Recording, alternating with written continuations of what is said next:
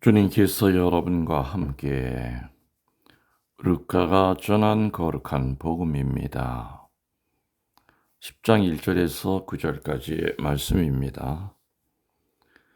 그때 주님께서는 다른 제자 72명을 지명하시어 몸소 가시려는 모든 고을과 고장으로 당신의 앞서 둘씩 보내시며 그들에게 말씀하셨다. 수확할 것은 많은데 일꾼은 적다. 그러니 수확할 밭의 주인님께 일꾼들을 보내주십사고 청하여라. 가거라. 나는 이제 양들을 이리때 가운데로 보내는 것처럼 너희를 보낸다. 돈주머니도 여행 보따리도 신발도 지니지 말고 길에서 아무에게도 인사하지 마라. 어떤 집에 들어가든지 먼저 이 집의 평화를 빕니다 하고 말하여라. 그 집의 평화를 받을 사람이 있으면 너희의 평화가 그 사람 위에 머무르고 그렇지 않으면 너희에게 되돌아올 것이다. 같은 집에 머무르면서 주는 것을 먹고 마셔라. 일꾼이 품삯을 받는 것은 당연하다. 이 집 저 집으로 옮겨 다니지 마라. 어떤 고을에 들어가든지 너희를 받아들이면 차려주는 음식을 먹어라. 그것 병자들을 고쳐주며 하느님의 나라가 여러분에게 가까이 왔습니다 하고 말하여라. 주님의 말씀입니다. 천미 예수님, 주님의 이름으로 평화를 빕니다. 먼저 루카 세례명을 갖고 계신 분들 오늘 영명 주기를 맞지요? 축하드립니다. 영육간에 건강하시기 바랍니다. 이틀 동안 카톡이 되질 않아서 우리들은 많은 불편을 겪었습니다. 근데 사실 이번 사건을 계기로 뒤돌아보면은요, 우리나라 인구의 거의 한 90% 정도가 이 카톡을 하고 있다고 합니다. 근데 이 많은 사람들이 한 회사에서 운영하는 이러한 시스템을 이용하다 보니까 이번에 이렇게 화재가 나니까 속수무책으로 많은 사람들이 불편을 겪었습니다. 4천만 명 이상 되는 사람들이 한 회사 것을 이렇게 사용하고 있다는 것은 글쎄요, 전 세계에 이런 경우는 없지 않나 싶습니다. 거의 독점을 하는 거죠. 많이 편리하죠. 카톡이라는 게 또 지금 카톡이 손을 뻗치지 않은 데가 없습니다. 이 카카오가. 이번 기회에 뭐가 좀 정리가 됐으면 하는 바람입니다. 늘 편하게 쓰고 있던 것이 한순간에 불편함으로 다가왔을 때 우리들은 편하게 썼던 것에 대한 것을 다시 한번 정리하는 그러한 계기가 될 수도 있다고 봅니다. 오늘 예수님이 12사도를 파견하셨다는 사실은 마테오, 마르코, 루카 복음안에 다 있습니다. 그런데 유독 72제자 파견은 루카 복음서에만 나옵니다. 루카 복음 9장 1절에서 6절에 보면은 12사도의 파견이 있습니다.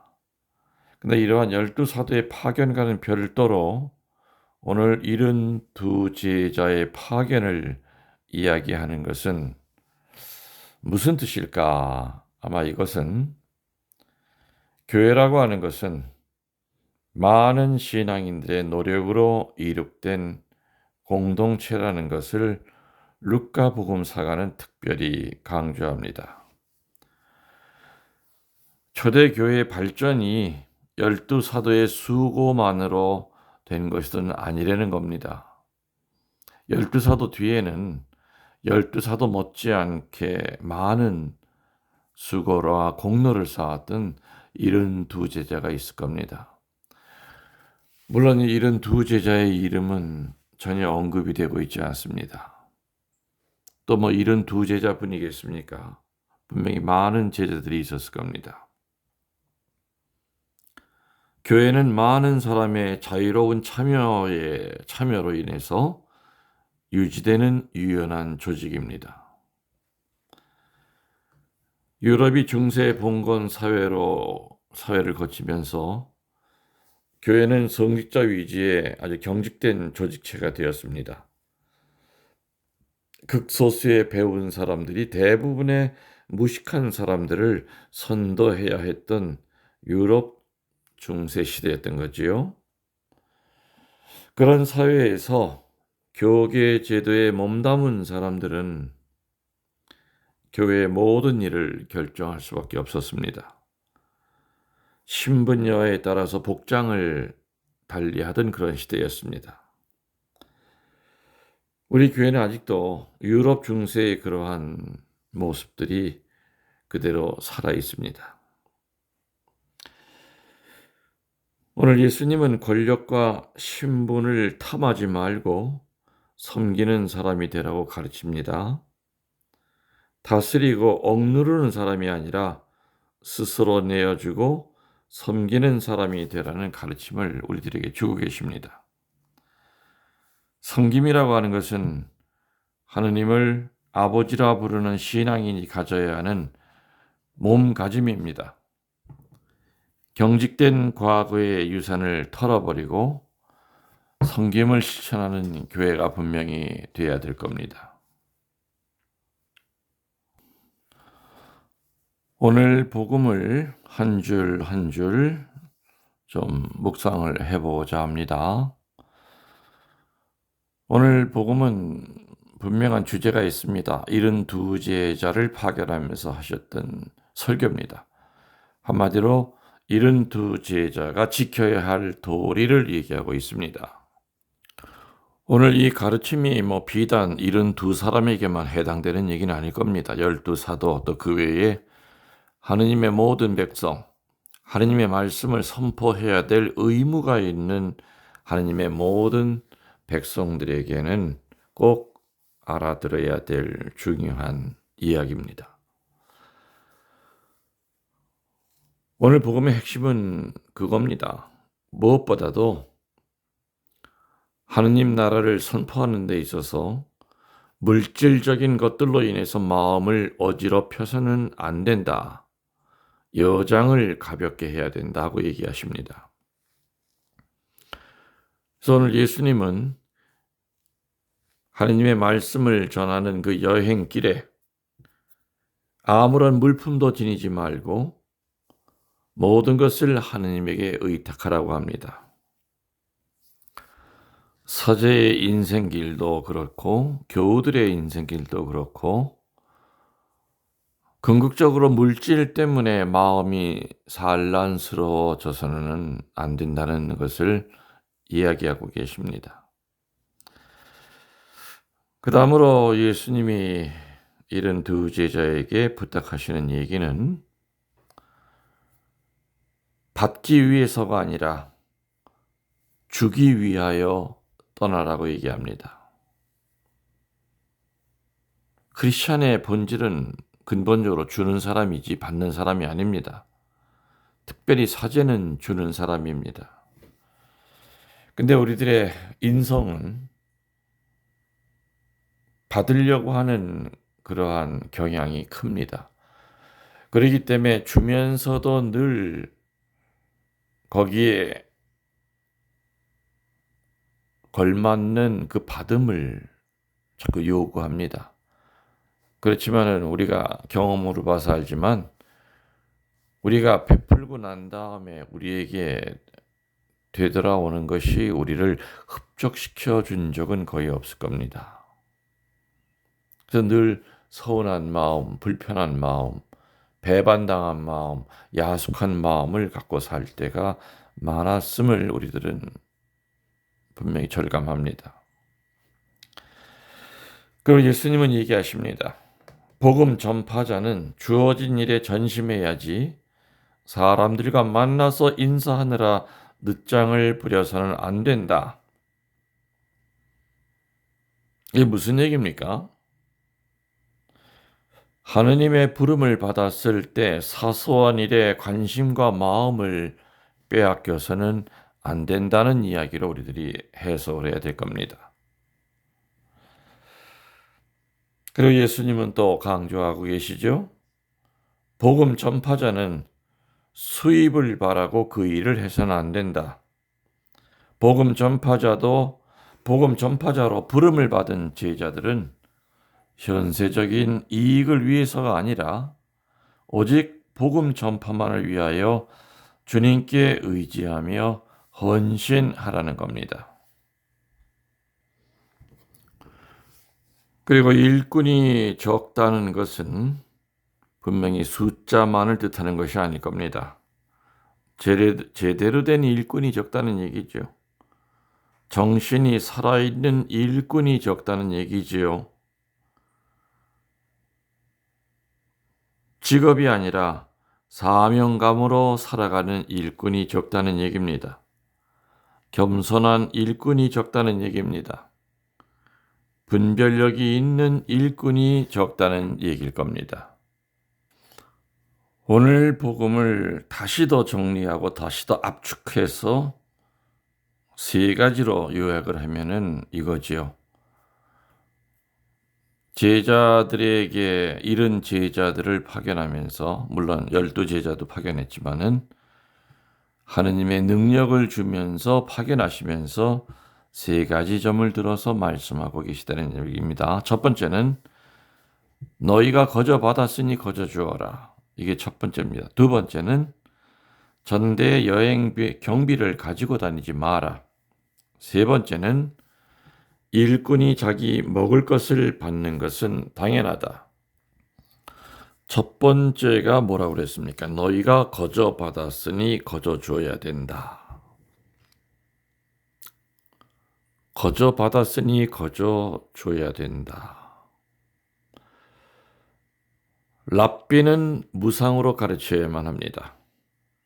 모세가 율법을 돈 주고 하느님에게 받은 것이 아니라 거저 받았기 때문에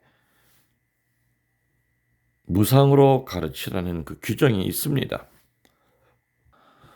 따지고 보면 내 몸, 또 내가 갖고 있는 여러 가지 재주, 어느 것 하나 내 것은 없습니다. 그렇기 때문에 봉사하고 나서도 생색내지 말고 겸손해야 된다 그 뜻일 겁니다. 그리고 가르칠 때 조건을 붙여서는 안 된다고 합니다.